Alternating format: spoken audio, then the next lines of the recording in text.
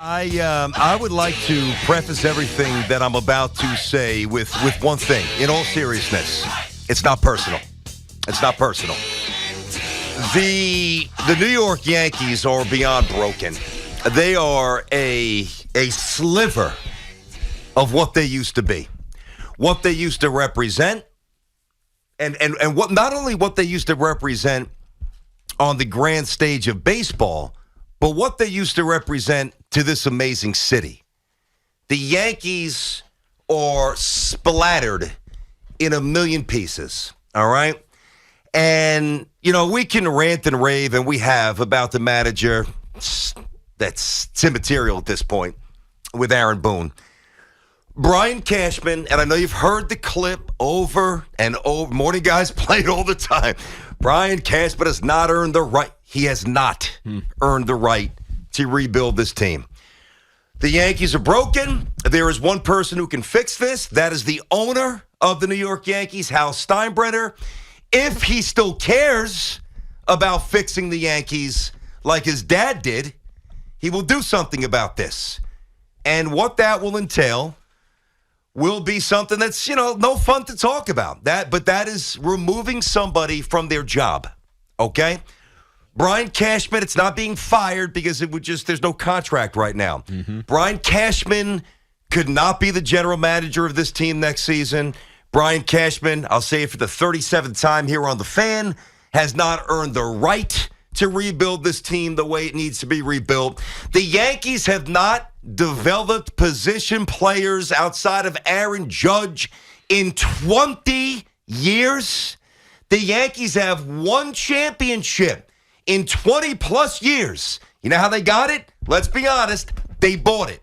They spent $250 million back in 2009 to buy CeCe Sabathia, Tex, and A.J. Burnett. And by the way, the Yankees in 2009 had a $66 million payroll advantage over everybody else in baseball. How many different times do you want to try to beat the Astros? You come out with a young Judge. You come out with a young Sanchez. You'll come out with a young Greg Bird. You'll come out with Gardner and Didi and Hicks and Tanaka and CeCe and a young Sevy. And it was a fun season. I said, all right, Yankees are getting back to what the Yankees used to be. Developing players. Let's go. Tough loss, but we felt good about things. All right, 2019. Well, we're going to mix it up a little bit. We're going to bring in Stanton's ridiculous contract. Judge is now a bit older. We're going to bring in LeMahieu. We're still going to roll with Tanaka. We're going to try Paxton. Didn't work. Now here we are in 2022. Swept. Not a single win.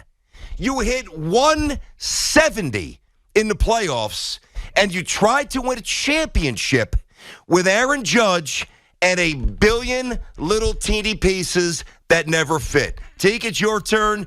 I respect the man. He's had a Hall of Fame career. Brian Cashman, his time is up. Yeah, there's 4 things that need to happen after this season. Obviously, you can detail the losses over the weekend. You kind of felt the writing was on the wall when Garrett Cole is telling Harrison Bader, who probably should have given away to Aaron Judge, but whatever. It is what it is. Turns around and says, I got you, and then gives up a home run. You kind of just felt like it's just not going to happen. When your ace, who pitched pretty well considering all things considered, look, he's going to give up home runs. He did it all season long. But when your ace is trying to rise to the occasion and he can't even do it, you kind of felt like it was over after 3-0 on Saturday, the game that you were at, BT. Great picture with your son, by the way. Thanks, so at least bud. You got that picture. Thank you. But after that, it was kind of more pictures than runs. The writing was on exactly. Oh, jeez. That's right. More pictures. There was the writing. Than runs. The writing was on the wall. So there's 4 things that I look at because I can't even get upset about it because after Saturday, you kind of knew it was over. And by the way, we've been thinking this for a while now that this team wasn't set up to be a World Series team. You got to sign Aaron Judge, and you got to – he had to earn his time and his paycheck that should be coming. But he played 157 games. 157 games where he was the man almost every single day. The pressure was every single outing. I said this back in June. statistically, you just see it. And it was kind of shocking when you thought about it, but the reality was it was true. If Aaron Judge isn't grooving, if he isn't getting hits, getting on base, they don't score. Now, they won some of those games, and I caveat that all the time because they were well-oiled machine early. They won some of those games, but it left a concerning feel. He had to grind. And the only reason he did it is because he had to prove that he was worth the $300 and whatever million he's going to get this offseason. But you got to sign Aaron Judge, and you can't let him play 157 games. It just is what it is. Mm-hmm. Bryce Harper played 99 games this year. Look what he's doing this postseason. He's mashing, right? And he's doing exactly what he was paid to do. Sign Aaron Judge. Brian Cashman can't be your general manager, BT. 100% agree with you. He just can't. He hasn't earned it. At some point, it becomes about merit. It becomes about accountability. It becomes about, like the 6-1 New York Giants, doing it a different way instead of trying to do it the same way over and over and over again. Number 3, Aaron Boone can't be the manager. He doesn't have the pulse of the team. Yep. He's not pushing the right buttons. I don't know if they're not listening, if they're just not responding. He's not the guy. And again, because of the Cashman deal, it kind of makes it easy, or no deal, I should say, with Cashman. It almost makes it easy to clean that house. And then the last thing, and you mentioned it briefly, BT, but it's probably the most important one. Hal Steinbrenner has to commit to wanting to win a championship. It can't be about, well, we got to pay this tax. Oh, well, we didn't make any money in 2020. Oh, we're going to cry a little bit of poverty here.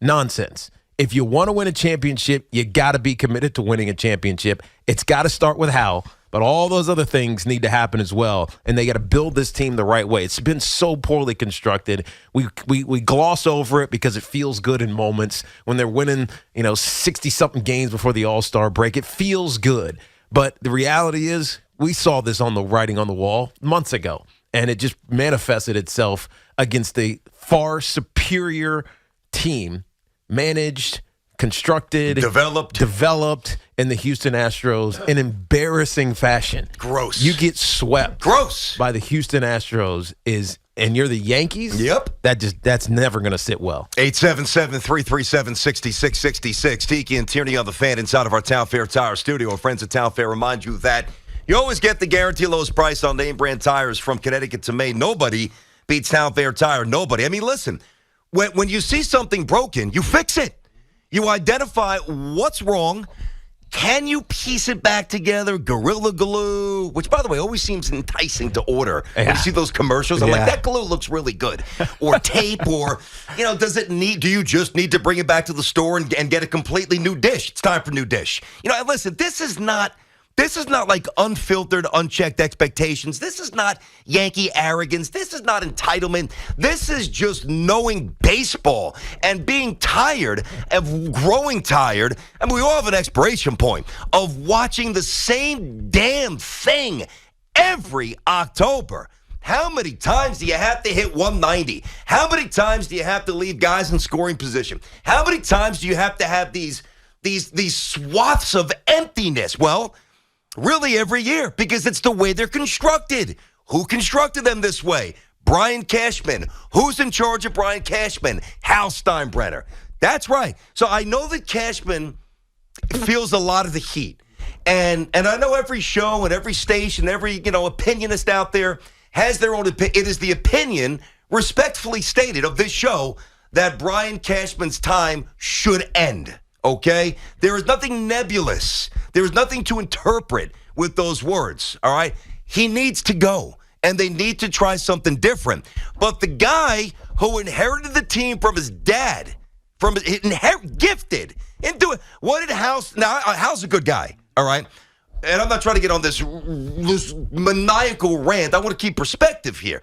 Hal's a good man.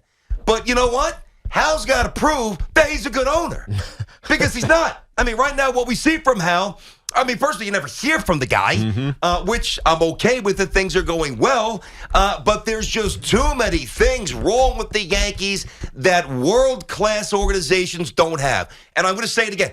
The Yankees, outside of really Aaron Judge, what amazing position player have they developed? Not in 2 years or 5 years, 20 years.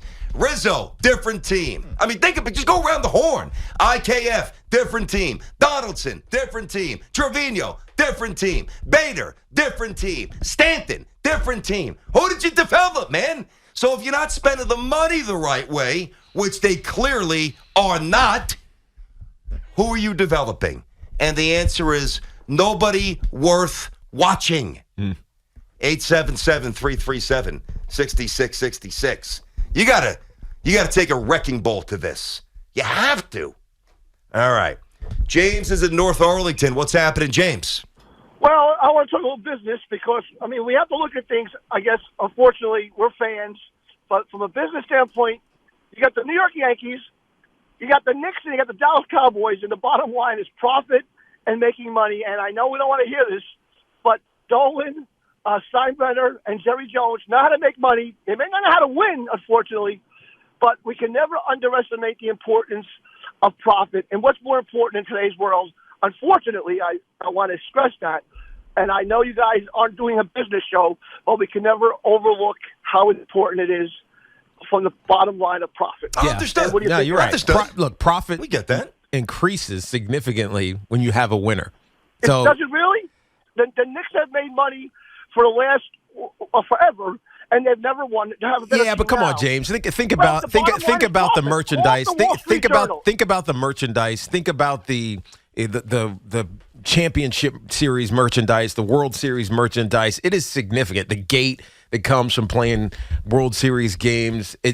I mean, I know what you're saying. I get what you're saying. You cannot be a winner and still crush it because of ad sales to your TV networks, to plastering countless whatever across the stadium. That's what Jerry Jones does, by the way. Everything is sponsored in Jerry World. Everything is sponsored at Yankee Stadium. You've ever been to one of the clubs? It's not Yankees club. Nope. It's some other exactly. I hear you. It's somebody else's Which, by the way, I club. don't begrudge. I don't either. It's the modern way of business. I'm cool with that. But it's only relevant to those advertisers if there are tons of people in there. Qualified potential purchasers in the Delta Club. Oh, I'm going to upgrade my Delta Sky Miles account or wherever the hell it is. I want to go into the club at Yankee Stadium. Oh, so when I'm at LaGuardia Airport, oh, this club is nice. Oh, I got my Delta Sky Miles club card. Of course that makes sense. But if there's nobody in that club because the team stinks, you're not making any money because Delta's pulling out of that. So I get your point, James.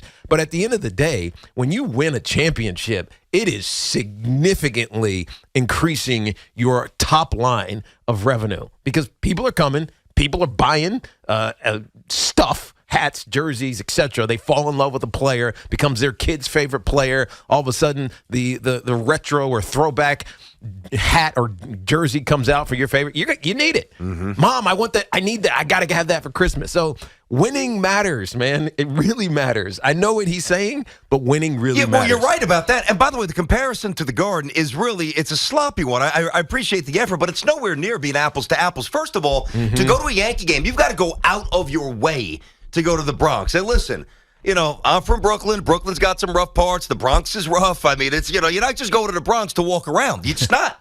You're not, okay? That's not a knock on the Bronx. I got love for the Bronx, but it's dangerous. Certain spots, people don't just go to the Bronx to hang out. So that's number one. Number two, there's 30,000 fewer seats at the Garden compared to Yankee Stadium, not to mention that there's 41 fewer games.